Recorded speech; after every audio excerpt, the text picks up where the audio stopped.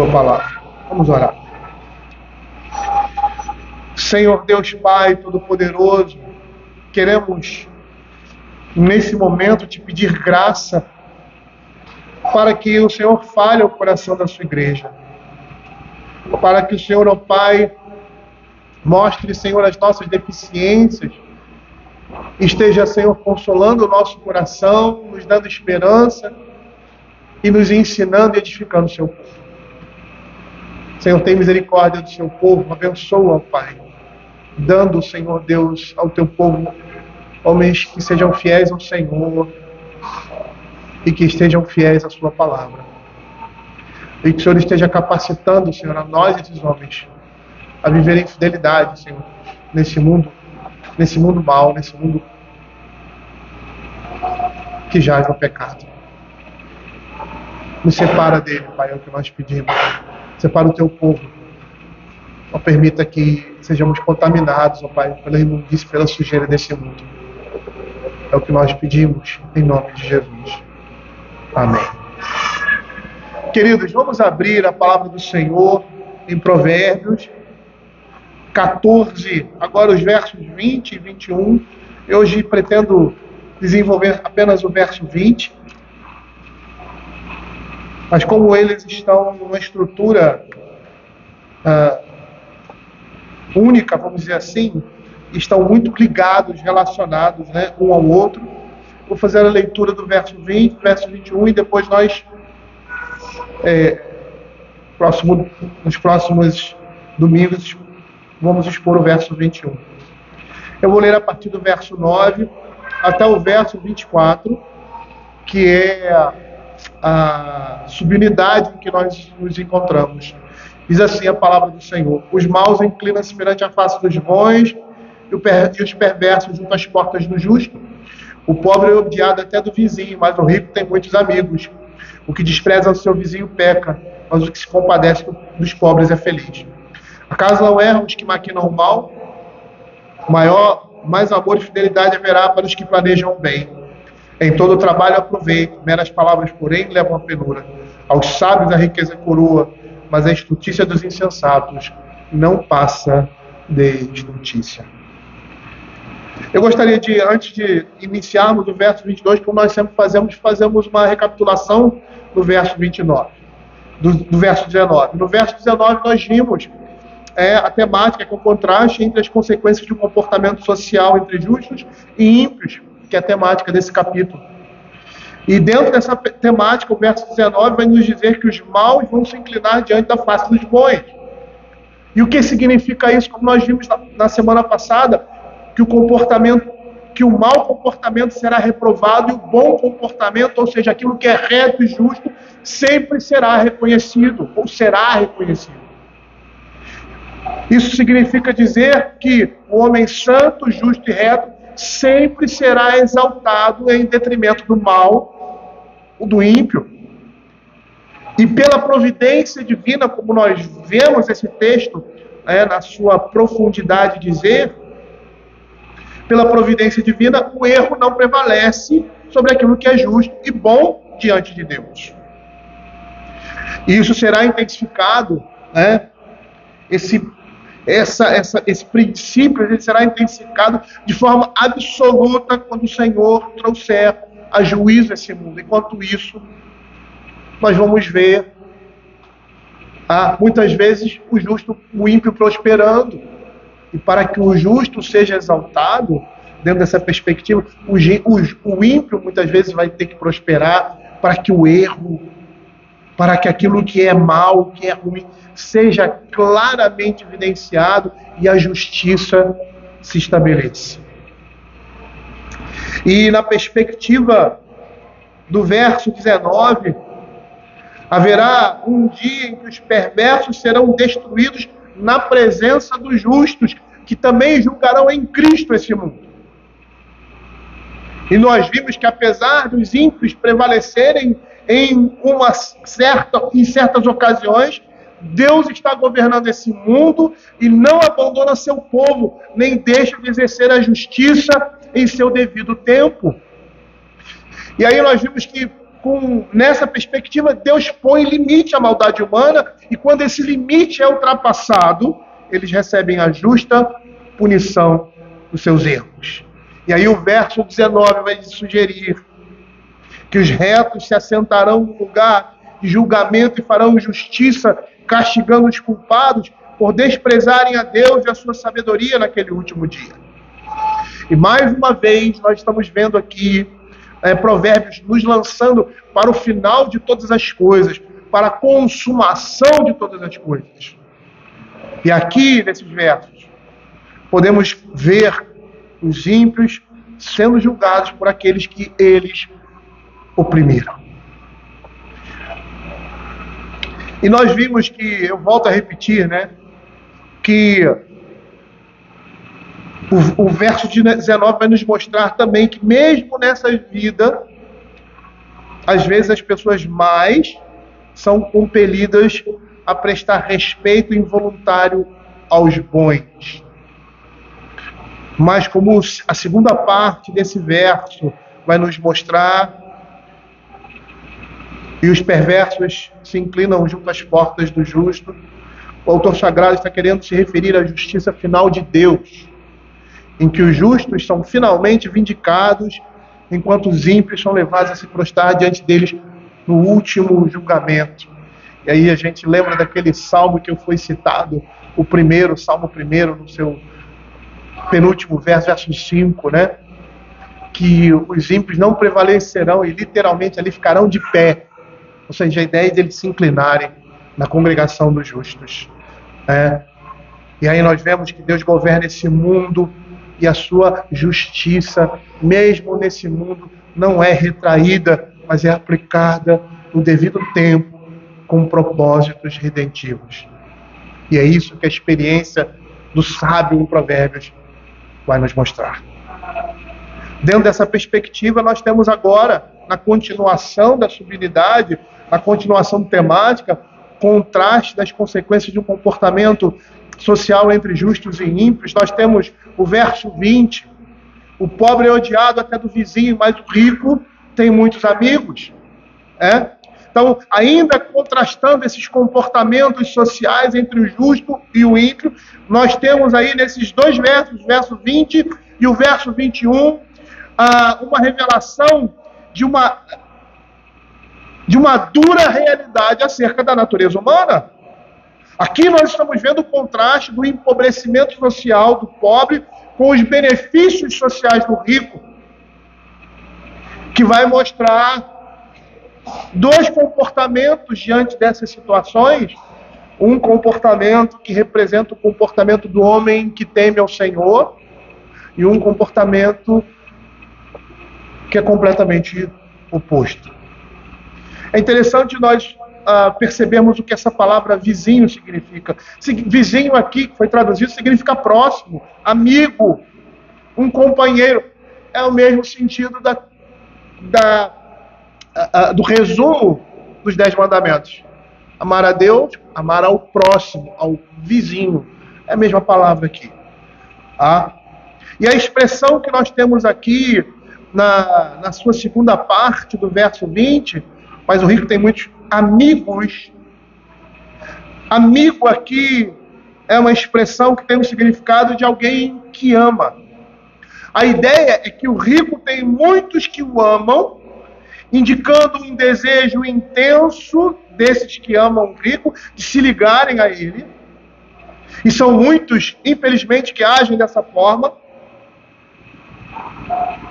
E aqui na primeira parte você tem aquele próximo que odeia, ou seja, que despreza o seu vizinho, o seu irmão, o seu próximo, o seu amigo, companheiro, porque não tem nada materialmente a lhe oferecer. Quando nós olhamos aqui esses versos, parece que a imagem é de uma pessoa rica, e é isso que o livro de Provérbios quer passar. Imagem de uma pessoa rica que tem bens materiais suficientes, mas é deficiente em termos morais. E o pobre, nessa mesma comparação, é alguém materialmente deficiente, mas não é apresentado com deficiências morais. Estaria mais ou menos naquela relação que nós fizemos na última exposição do rico e do Lázaro. Né? Matthew Henry, quando ele comenta esse texto, ele nos diz que esse verso nos mostra não qual deveria ser, mas qual é o caminho comum do mundo: evitar pobres e gostar dos ricos. E aqui a Escritura afirma que o pobre sofre a falta de amizade, enquanto o rico possui muitos amigos íntimos. Provérbios capítulo 19, verso 4, né, vai mostrar isso claramente, quando diz assim: as riquezas multiplicam os amigos, mas ao pobre o seu próprio amigo o deixa. Infelizmente, por um lado, o que nós estamos vendo aqui, segundo o provérbio, as pessoas desejam se livrar do pobre, quaisquer que sejam as suas virtudes, porque ele se tornou um peso, ele se torna um peso para nós. E aí no mesmo capítulo de Provérbios 19, verso 7, ele diz assim: se os irmãos do pobre o aborrecem, quanto mais se afastarão deles os amigos. Ou seja, a ideia aqui é que eles o isolam de modo que ele não possa apresentar as suas queixas ou as suas reivindicações. Eles não querem ouvir as suas lamúrias. Eles não querem colocar o seu ouvido no queixume, ou nas dificuldades do pobre. Matthew Henry comenta esse texto da seguinte forma. Ele diz assim: o pobre, que deveria ser merecedor de piedade e encorajado e aliviado, é odiado, considerado com estranheza e mantido à distância. É aborrecido até do companheiro, que antes que o pobre caísse em desgraça, era seu amigo íntimo e dizia ter carinho por ele. A maioria dos nossos amigos é como as andorinhas. Eles vão embora no inverno. É bom termos Deus como nosso amigo, pois Ele não nos abandonará, mesmo que nos tornemos pobres. A realidade aqui, quando a gente olha a Escritura falando de pobre, não somente são pessoas paupérrimas, mas poderíamos incluir todos aqueles que não são abastados excessivamente de recursos. E aí nós englobaríamos aí uma ampla, uma gama de pessoas que entrariam nessa condição. Mas também a ideia de alguém que é carente de muitas coisas por causa das suas faltas de recursos está sendo apresentada aqui, claramente. E essa é uma grande realidade, que muitas vezes nós vivenciamos muito próximos de nós. Jó passa por uma situação semelhante. Por causa da sua desgraça, todos se afastam dele. Abra Jó capítulo 19. Veja o que ele diz nos versos 13, 14 e 19.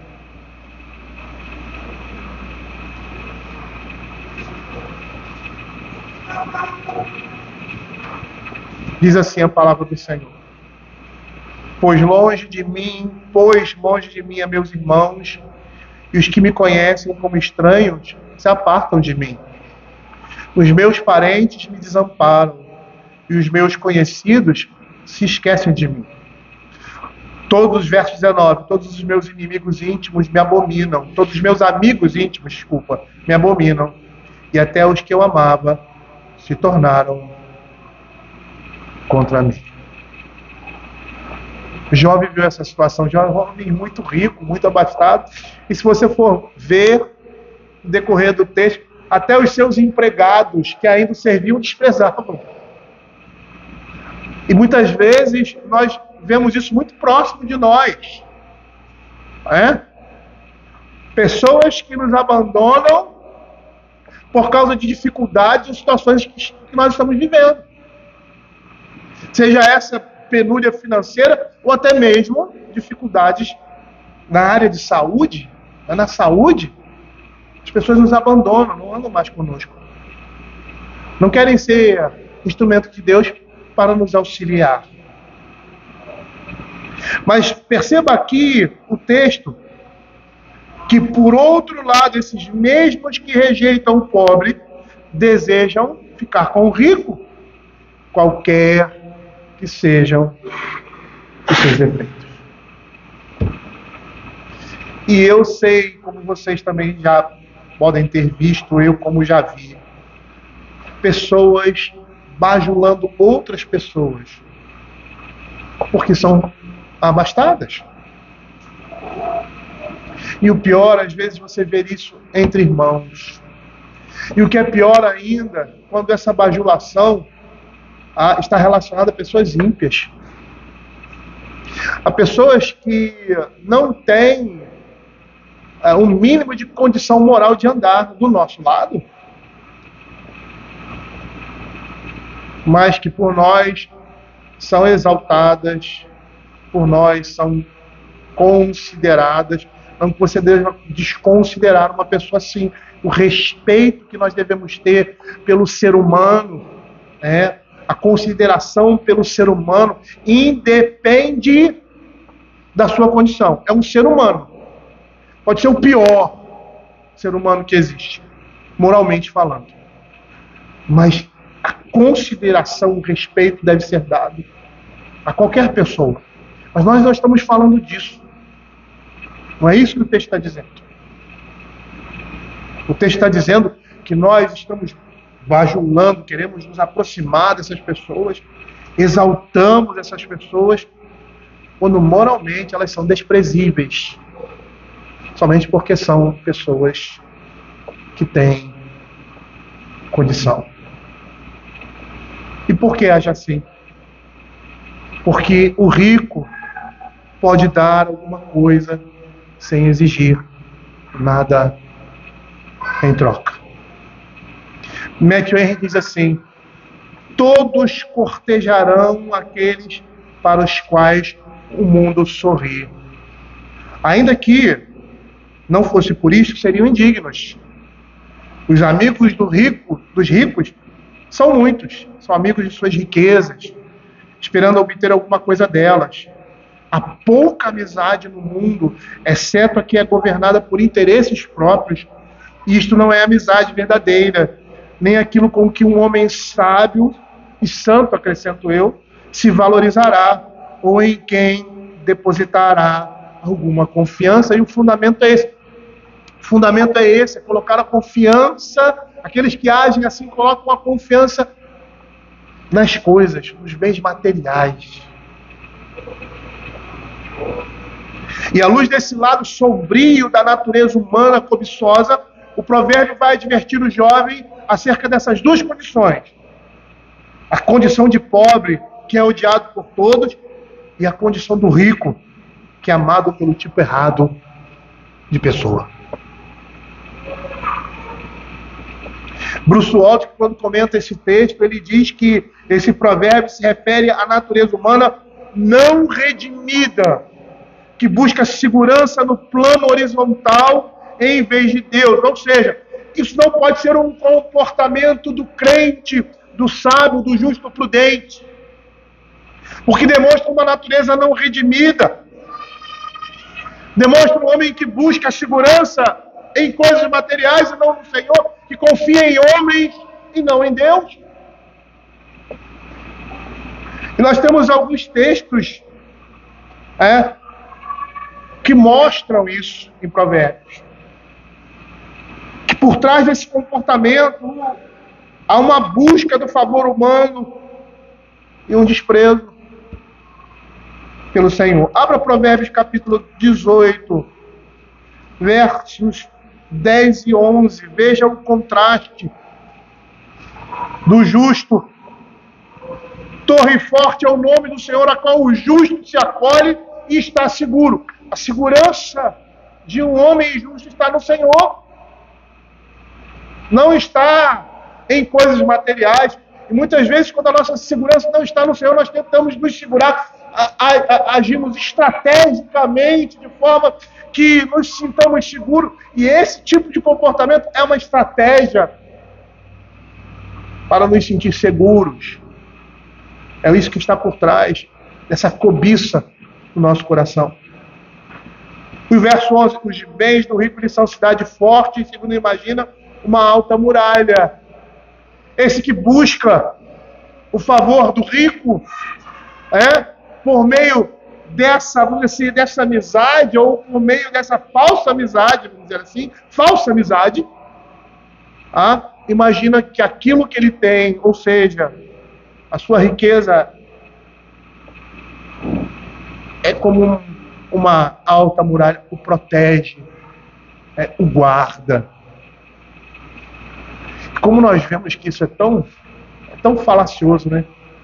É lógico que uma pessoa que tem muitos bens, ela tem como suprir as suas necessidades, ela tem como se resguardar com relação a algumas coisas, mas na realidade o que está por trás dessa riqueza é o próprio Deus. É o próprio Deus. E muitas vezes nossos olhos estão naquilo que o Senhor está dando, não no Senhor. Aquilo pode nos ser tirado, ou mesmo continuarmos abastados, mas percebendo que a nossa riqueza não faz diferença alguma em determinadas situações, como no caso de determinadas doenças, mortes, ou infortúnios, ou desilusões. Não faz diferença nenhuma. Não faz diferença nenhuma. Abra Provérbios capítulo 22, verso 16.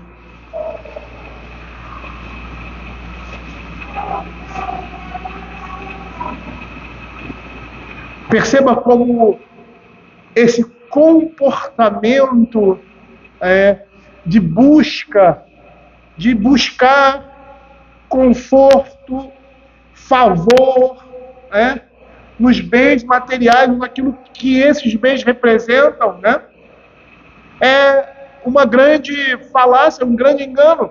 O que oprime ao pobre para enriquecer a si mesmo, ou o que dá ao rico certamente empobrecerá. Perceba aí a inversão, Não é que alguém tem que oprimir o rico, não é isso. Mas a ideia é a inversão, ou seja, o pobre ele necessita, ele é aquele que precisa, e você nega isso a ele, porque você não vai receber nada em troca. Mas ao rico, ou seja, aquele que não tem necessidade, você dá. Essa é a ideia. Por quê? Porque o seu interesse, o seu coração está cobiçando aquilo que você pode receber em troca. O coração pecaminoso é assim, busca conforto, busca favor, busca segurança em algo que não é seguro. O homem busca essas coisas no próprio homem em si mesmo, mas deveria buscar isso em Deus, que é o Senhor dessas coisas. Busca o favor de autoridades, busca o favor, como vai dizer o texto aqui, do príncipe. Por quê? Porque se eu estiver perto dele, eu vou me dar bem. Porque se eu for amigo dele, eu estarei seguro. Mas é uma grande falácia, porque o próprio texto está dizendo que no devido tempo a providência divina trará justiça ao injustiçado e condenará o opressor, ainda nesse mundo. Não de forma cabal, mas eles estão entesourando para a eternidade, onde receberão o prêmio da glória ou a retribuição da sua ingratidão. Aquele texto do Senhor Jesus falando dos seus filhos. Senhor, quando te vimos com fome, com sede, enfermo, e suprimos essa necessidade. Ele diz assim, todas as vezes que fizerdes isso a um dos meus filhos, a mim também fazeis. Tem um ditado que diz assim, que, como é que é? Alguma coisa, isso, quem beija meu filho, a minha boca doce. Isso não é bíblico, a expressão, mas o princípio é verdade. Tá? Quem é cuidadoso, amoroso, que tem um coração naqueles que são do Senhor, está adoçando a sua boca. É isso que a Escritura vai dizer. E não só isso, né? Esse é o propósito de Deus na vida da igreja. Que os seus filhos partilhem dessa comunhão e ajudem-se mutuamente. Vejam que o Salmo 69, versos de 9 a 11 diz: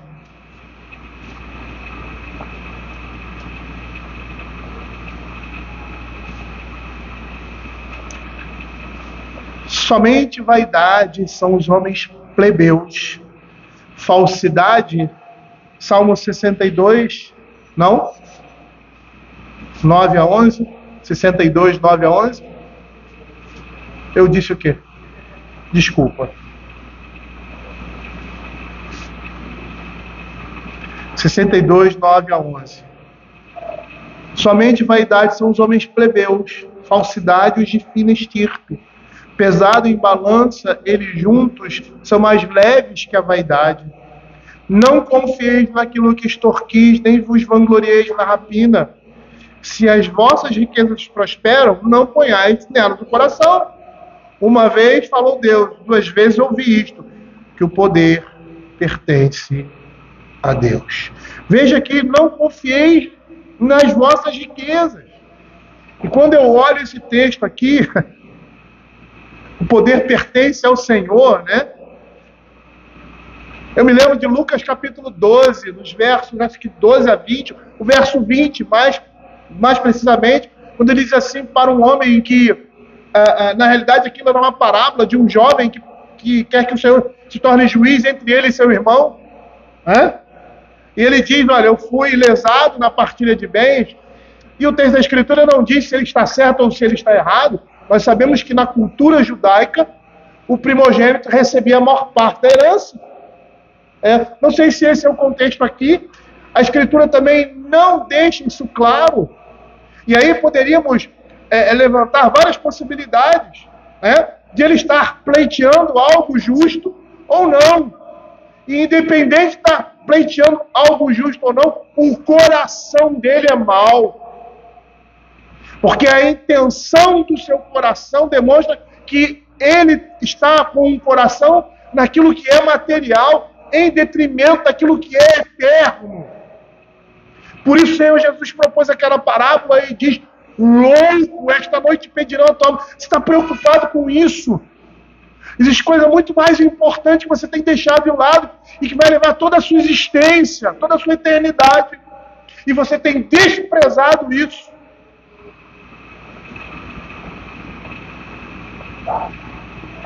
É não entender que a nossa vida está na mão do Senhor. Veja o Salmo 143, versos de 3 e 4, ele diz assim, Salmo 143, versos 3 e 4. Não confieis em príncipes, nem nos filhos dos homens, em quem não há salvação. Sai-lhes o espírito e eles tornam ao pó. Nesse mesmo dia perecem todos os seus desígnios. Bem-aventurado aquele que tem o Deus de Jacó por seu auxílio, cuja esperança está no Senhor, seu Deus. Eu estava pensando na situação do mundo, de uma forma global. E de vez em quando você ouve determinados nomes,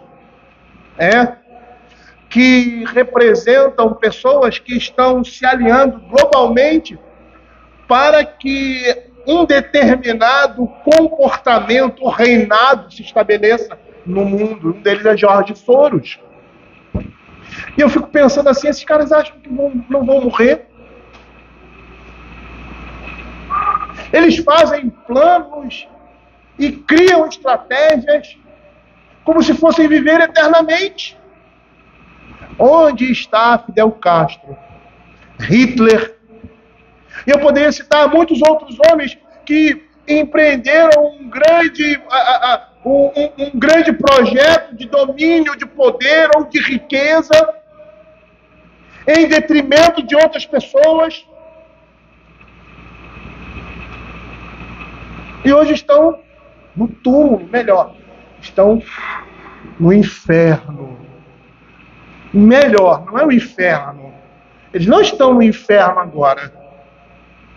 Eles estão num lugar intermediário de sofrimento. Porque o inferno é o lago de fogo e enxofre, onde todos serão lançados no final.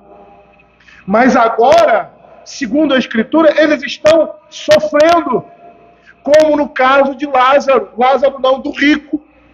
Num lugar de tormento, esperando o dia final em que serão lançados juntamente com Satanás no lago de fogo e enxofre.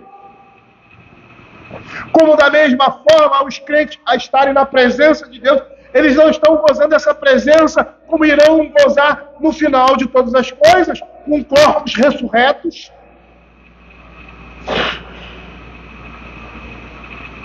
Eles pensam que vão viver eternamente e projetam as suas riquezas, os seus projetos como se fossem viver aqui.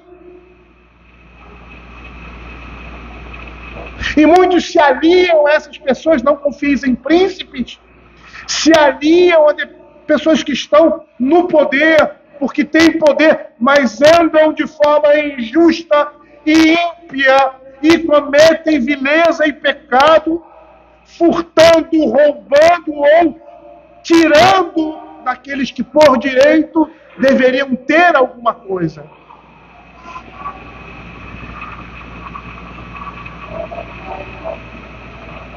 Nós não podemos ser assim.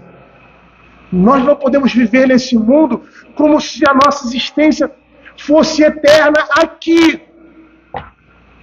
A nossa perspectiva e a nossa vida e tudo que nós fazemos aqui deve ter a ideia de que a partir de um determinado momento eu vou viver a eternidade.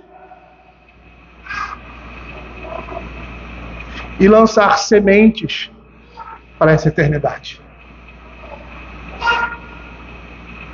Muitos homens colocam o seu coração na riqueza e assim, constroem um império gigantesco. Nada contra em construir um império gigantesco. Nada contra em ter muitas riquezas quando essa vem da mão do Senhor. Ou seja, essas riquezas vêm de forma lícita. Mas mesmo assim, a nossa perspectiva com aquilo que nós temos desse mundo e que conseguimos conquistar, jamais pode estar limitada a somente essa existência. Nós precisamos perceber que aquilo que temos, as posses que temos, elas também têm um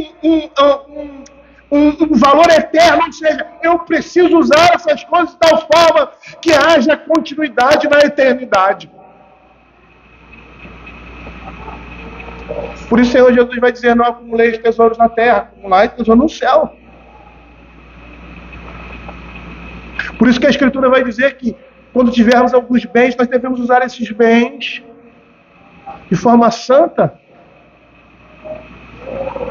no reino de Deus. Paulo vai dizer que uma das funções do trabalho é socorrer os necessitados. É você ter condições financeiras, e com essas condições financeiras ajudar aqueles que precisam, que estão próximos de você. O que você tem não é para você mesmo somente. É para que você também possa abençoar outras pessoas.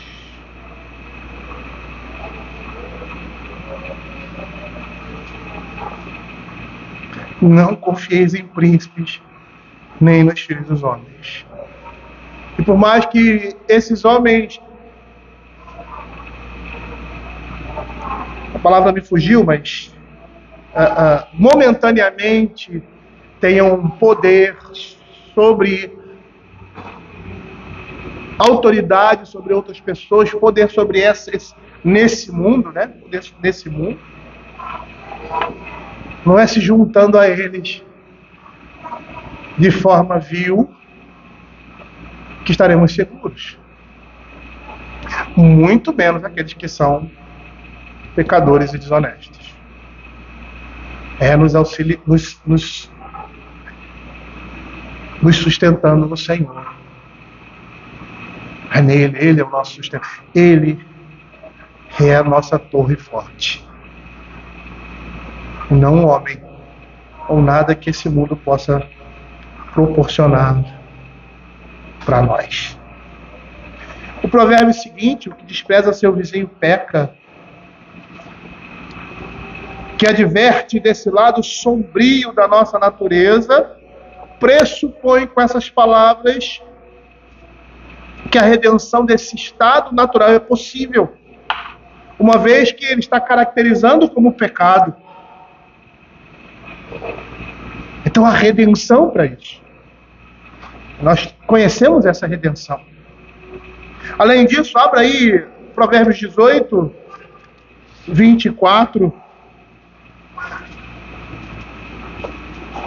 Esse verso também vai sugerir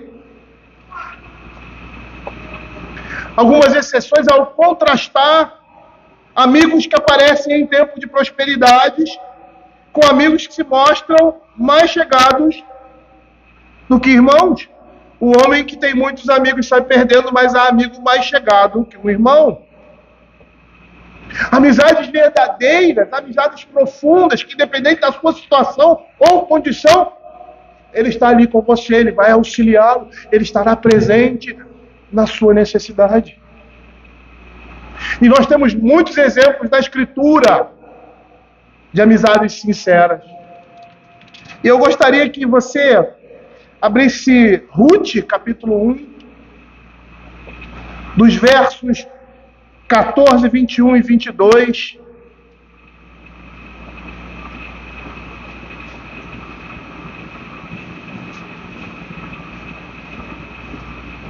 Veja o que vai dizer o verso 14.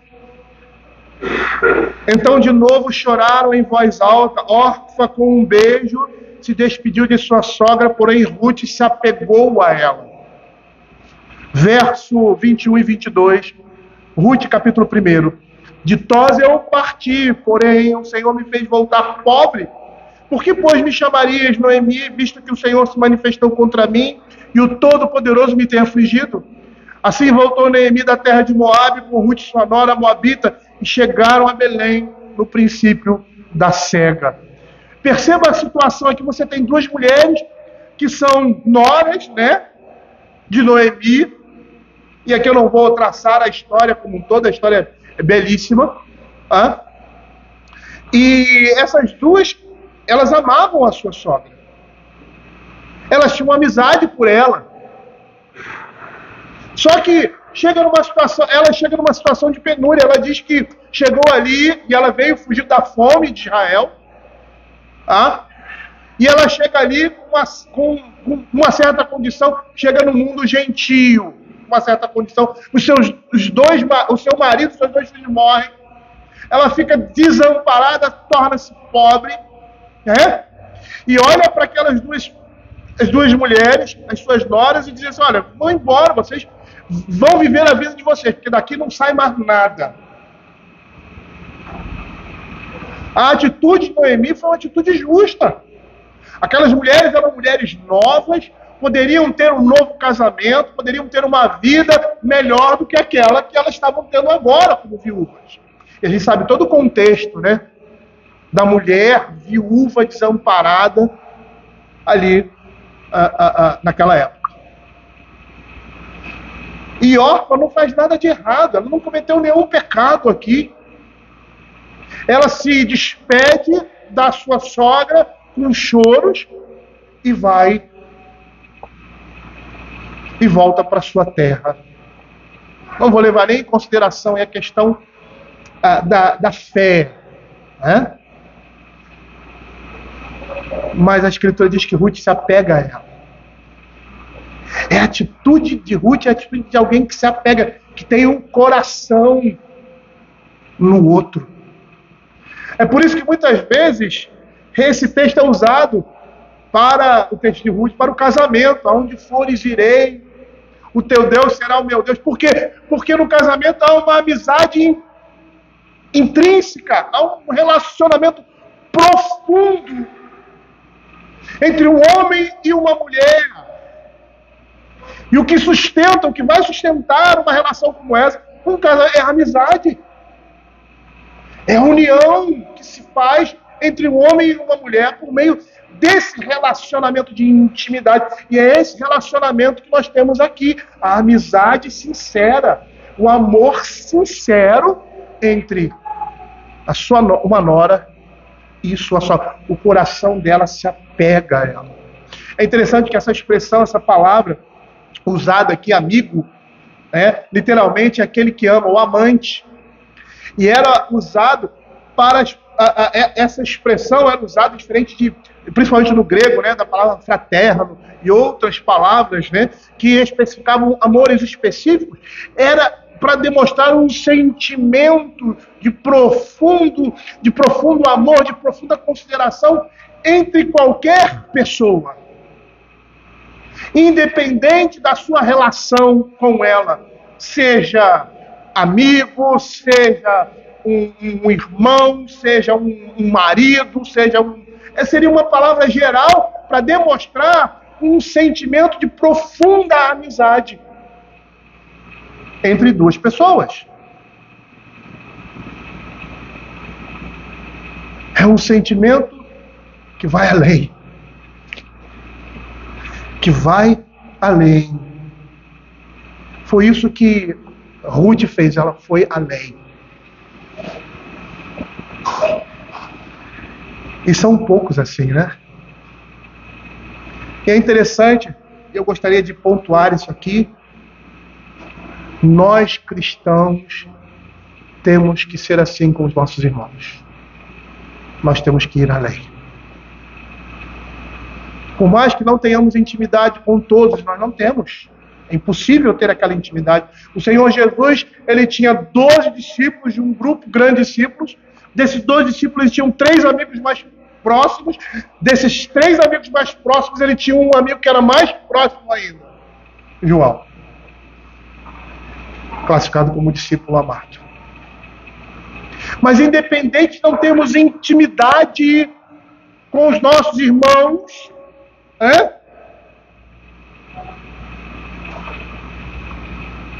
nós devemos ir além com qualquer um deles, quando a situação exigir. É isso que significa amar ao próximo como a si mesmo. Mas não só essa amizade que nós vemos aqui, mas temos também a amizade de Saul, de Jonatas e Davi. A expressão que é usada, que Davi amava Jonas, é essa aqui, que ele usa aqui. Amigo. A palavra amigo é aquele que ama. Amante, é essa a ideia. E a amizade de Jonatas e Davi era uma amizade que extrapolava até o ambiente parental, porque Saul odiava Davi, mas Jonatas o amava profundamente, como a um irmão. Lá em 1 Samuel, capítulo 19, no verso 1, e o verso seguinte, diz assim: falou Saul a Jonatas, seu filho, e a todos os servos sobre matar Davi. Jonatas, filho de Saul, muito afeiçoado a Davi, avisa das intenções de Saul. Ele era afeiçoado, ele tinha um coração, ele vai além.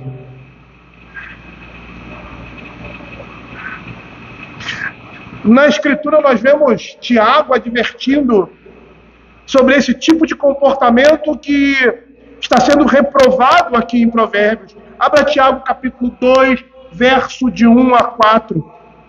Vejam o que o texto vai dizer. Meus irmãos, não tenhais a fé em nosso Senhor Jesus Cristo, Senhor da glória, em acepção de pessoas.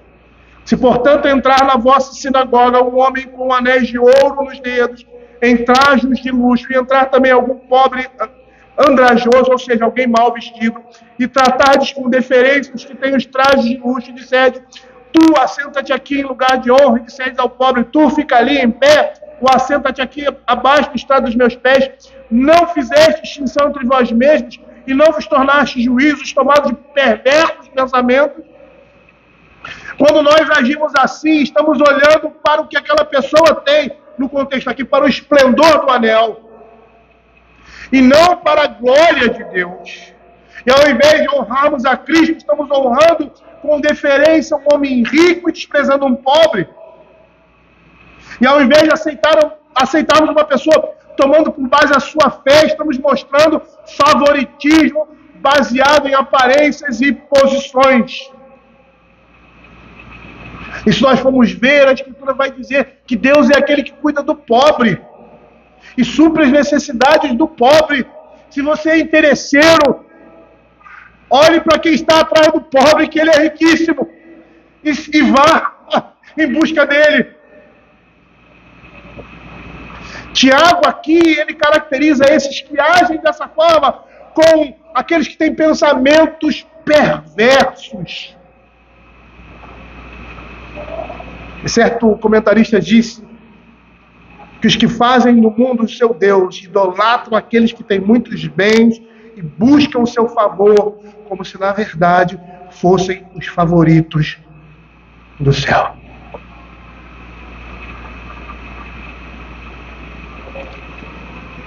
A Escritura não despreza ou diz que a riqueza é algo ruim, mas ela diz que o amor à riqueza é. Abra Mateus capítulo 19, versos 23 a 30. O jovem rico provou que pessoas apegadas aos bens materiais estão longe do reino de Deus. E isso não quer dizer que você seja rico ou milionário, como esse rapaz era. E somente os ricos colocam o seu coração nas riquezas.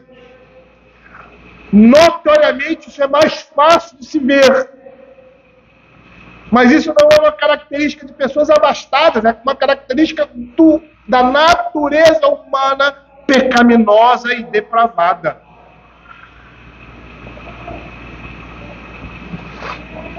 Porque nem todos que apresentam essa condição,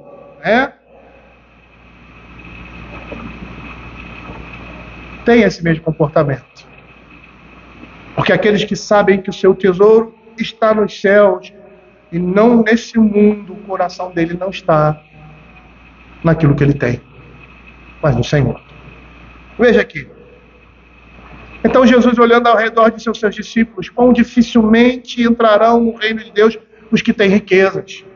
Os discípulos estranharam essas palavras, mas Jesus insistiu em dizer-lhes, filhos, quão difícil é para os que confiam nas riquezas entrar no reino de Deus. É mais fácil passar um camelo pelo fundo de uma agulha do que entrar um rico no reino de Deus. A agulha era a porta que você tinha nas cidades, eu não sei, quem é do tempo aí do Shazam vai saber, né? Que no desenho, esse desenho aparecia lá, né? Arábia e tal, aí tinha aqueles reinos, né? Cercado por aqueles palácios, cercados de muro, e aí tinha aquela portinha assim, ó, assim, né? Parece uma chave, porta, mais ou menos assim, né? E ali passava uma pessoa só e bem apertada. Por quê? Por causa de fugir dos inimigos, por causa da guerra. Um camelo não passava ali, por causa da altura e também da espessura. A ideia é essa aqui. Algumas pessoas dizem que é a agulha do... porque era impossível passar um camelo por ali. Eles ficaram sobremodo maravilhados, dizendo entre si, quem pode ser salvo então? Jesus, porém, fitando neles, olhar, disse, para os homens é impossível, contudo, não para Deus, porque para Deus tudo é possível. E aqui vem uma segunda parte interessante, que é o nosso conceito de Pedro e seus discípulos é que eles eram homens pobres. Eles não eram pobres. Eles eram homens trabalhadores, eram pescadores. E Simão e André eram irmãos, eles tinham empregados. Eram pessoas de condição financeira, eles eram comerciantes. E viviam muito bem daquilo que eles tinham. Eles não eram pessoas pobres, paupérrimas, como nós vemos nos filmes. Eram pessoas simples, porque eram pescadores. Não eram homens, na visão dos escribas e dos fariseus, que frequentaram as escolas superiores da religião. Eram leigos, como eles mesmos dizem. Eram pessoas como nós, como eu e você. E olha a resposta dele. Então Pedro começou a dizer: eis que nós tudo deixamos e te seguimos. Tornou Jesus: em verdade vos digo que ninguém há que tenha deixado casa, irmãos, irmãs, mãe, pai, filho, ao campo, por amor de mim, por amor do Evangelho, que não receba já no presente o cêntuplo de casas, irmãos, mães, filhos e campos com perseguição, e no mundo por vir a vida eterna. Porém, muitos primeiros serão últimos, e os últimos primeiros. Você não precisa ser uma pessoa bilionária para ter esse tipo de sentimento. E essa questão de pobreza é uma coisa interessante, né? Porque você pode se considerar pobre numa perspectiva e ao mesmo tempo você não ser pobre. Certa vez uma pessoa foi em minha casa, não foi na minha casa, foi na casa de um amigo. E foi na minha casa uma vez. Ele era uma pessoa muito abastada. Muito abastada. Aí você olha para ele e você nem diz. Era uma pessoa muito abastada. E eu fiquei sabendo, porque acho que a pessoa próxima, ele veio comentar comigo, ele disse assim: poxa, como eles vivem na sua simplicidade, né? Como eles são tão simples. E eu fiquei sabendo que certa vez ele foi na casa de uma pessoa, e uma pessoa assim, normal, né? Colocou uma mesa lá para eles tomarem café e tal, aquela coisa toda, uma mesa estilo nordestino, né? Com tudo que o nordestino come, não é que nem a gente, pão, queijo, presunto e um cafezinho no café da manhã, não. É uma mesa assim com mandioca, cuscuz, um monte de coisa que você come de manhã. É assim o café do nordestino. E ele foi lá e tal, e esse amigo nosso, comentando comigo, sabe o que ele disse? Ele disse para mim assim: poxa, você olha para essa pessoa, vê como ele é feliz, cara, vivendo uma vida tão simples. Aí ele falou assim: simples? O cara tinha tudo em casa, uma pessoa que vivia muito bem. Mas por quê? Porque ele era uma pessoa rica, uma pessoa que tinha muito dinheiro, apesar de não parecer, porque é uma pessoa simples, né? Vamos dizer assim, tinha muito dinheiro, e achou que aquela casa, que era uma excelente casa, uma casa, vamos dizer, de classe média, um café da manhã, assim, abastado, como o homem vive na sua simplicidade. Veja como essa questão de pobreza e riqueza é bastante relativa. Eu não me considero uma pessoa pobre, às vezes até digo isso, mas ele com certeza me vê dessa forma. E quando nós olhamos esse texto, nós vemos,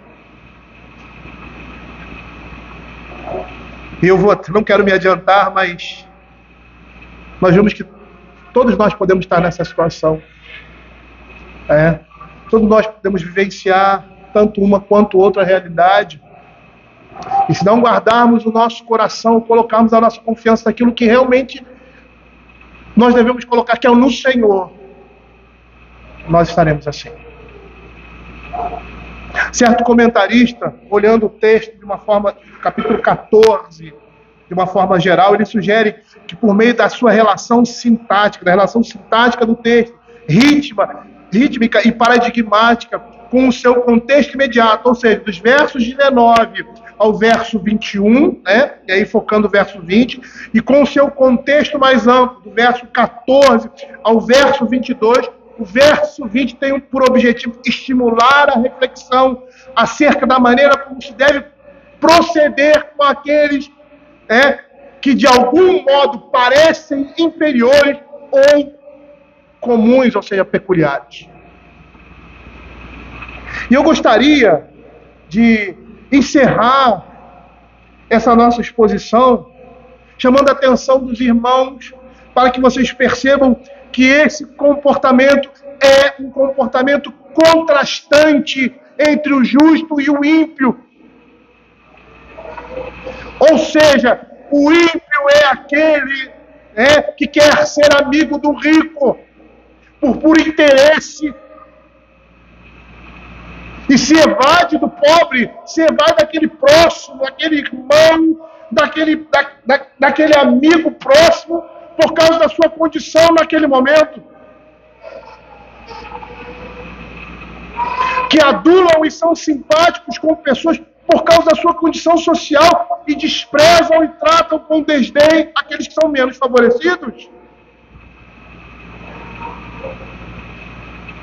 E nós vamos ver que essa é uma atitude pecaminosa e indevida em considerar alguém por causa da sua condição privilegiada, refletindo uma atitude imprópria do coração, pecado, pensamento perverso, como diz Tiago. E uma conduta consistentemente cristã, ela vai vir de um coração e de uma mente consistentemente cristão. Ou seja, o que você faz representa o que você é.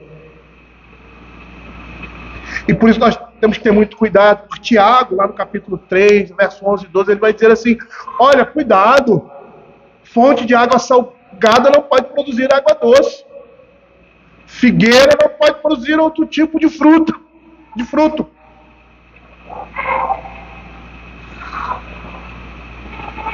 E aí, o verso 21 vai deixar bem claro que esse é um comportamento perverso. Quando nós lemos o verso 20, parece que não há um juízo de valor aí. Há uma demonstração de uma realidade. O pobre é odiado até do vizinho, mas o rico tem muitos amigos. E o verso 21 vai deixar claro que esse comportamento é um comportamento perverso, pois representa um pecado contra Deus, que se compadece do pobre, que tem um coração no pobre,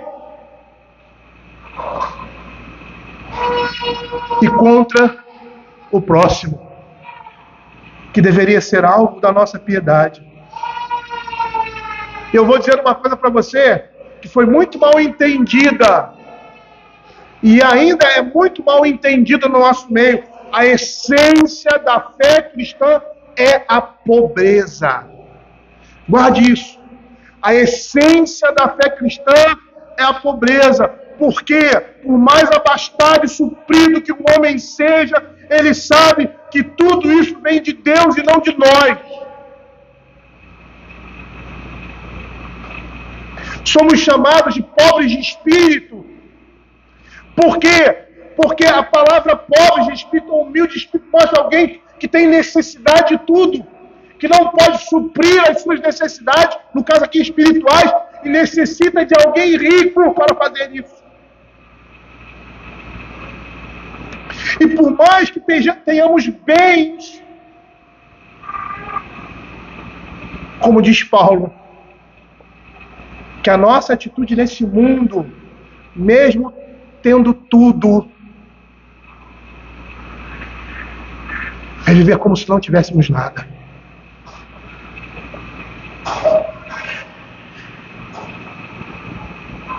É isso que significa a essência cristã, pobreza.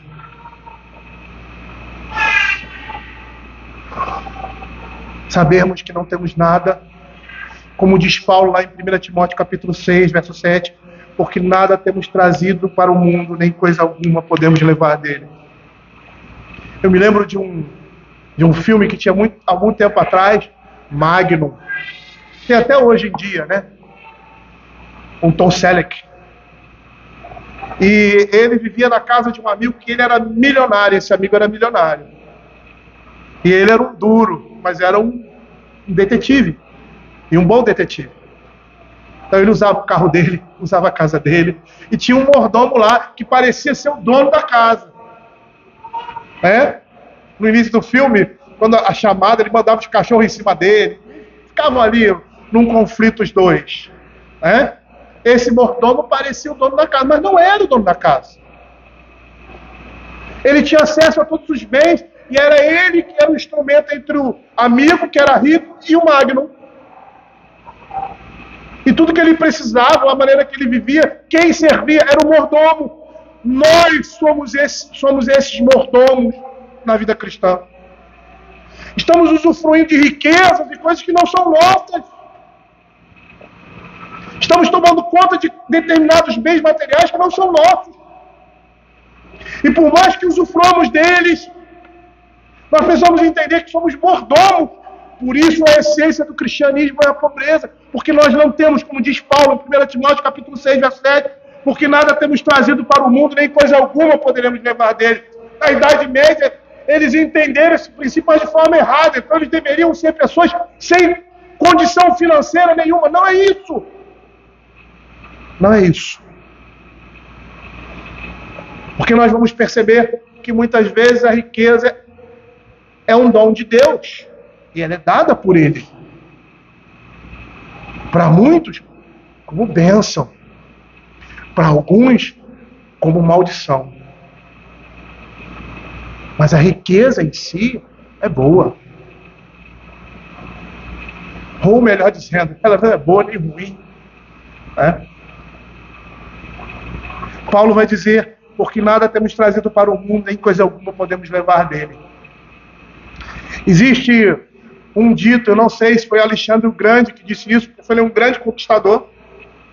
E ele disse, chamou os seus conselheiros, e disse assim, que na morte, quando ele morresse, ele queria ser levado pelos seus médicos, queria que o seu caixão, fosse conduzido, e todas as suas riquezas fossem colocadas, e fossem abertas, fossem colocadas no seu caminho. E aí os seus conselheiros, por que isso? Para que os homens possam perceber que ele não tem poder sobre a morte. E para os homens entenderem que aquilo que eles conquistam nesse mundo ficam aqui. Eu não sei se foi Alexandre o Grande que disse isso. Mas com essas palavras ele demonstra uma sabedoria que a Escritura nos apresenta. Que o Evangelho, que Cristo nos mostra. Cristo era um homem pobre. Ele não vivia pedindo dinheiro pela rua, ele não era um mendigo. Era um homem trabalhador e que vivia do seu trabalho até um certo momento. Seus pais eram pessoas pobres. Seu pai era um carpinteiro. Provavelmente, com certeza, vivia daquilo que trabalhava e tinha uma boa vida, sendo pobre. Mas por que o Senhor fez assim? Porque ele era rico. E a Escritura diz que para que pudéssemos ter a sua riqueza, não material, mas uma riqueza eterna, ele se desfez dessas coisas. Ele se desfez da sua glória, que é uma glória incomparável, uma glória maior que um homem pode ter, como Salomão teve.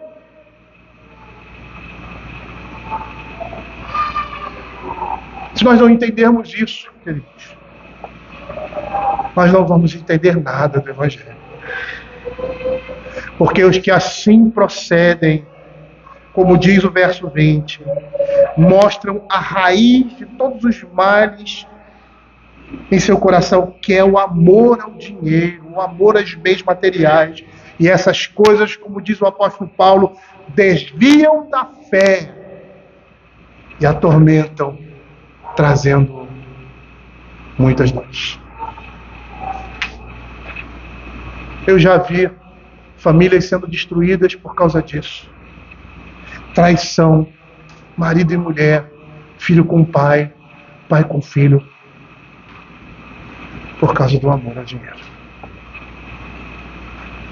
A Escritura está nos mostrando a diferença gritante que deve ser do comportamento do homem justo, do sábio, do prudente,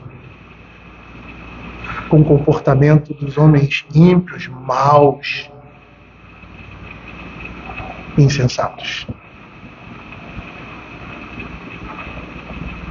E que mais uma vez esses caminhos são colocados diante de nós, diante do filho, diante do jovem, para que ele escolha o caminho que ele quer trilhar. Vamos orar. Senhor Deus, Pai Todo-Poderoso, mais uma vez queremos, Pai, te agradecer pela tua palavra e te pedir, Senhor Deus, que o Senhor esteja tratando os nossos corações, que esse tipo de sentimento, Pai, o desejo nos nossos corações seja mortificado, que como nós falamos anteriormente ali em Tiago, capítulo 1, verso 13, Senhor Deus, que esse tipo de cobiça ela seja destruída no nosso próprio coração, ela seja mortificada e não venha, Senhor Deus, a se manifestar, concretizando o nosso pecado. Que o Senhor tenha misericórdia do teu povo, Pai. E que o Senhor esteja nos conduzindo, Pai, numa estrada firme e segura para o reino de Deus. É o que nós pedimos, em nome de Jesus. Amém. Vamos ficar de pé, queridos. Vamos terminar o nosso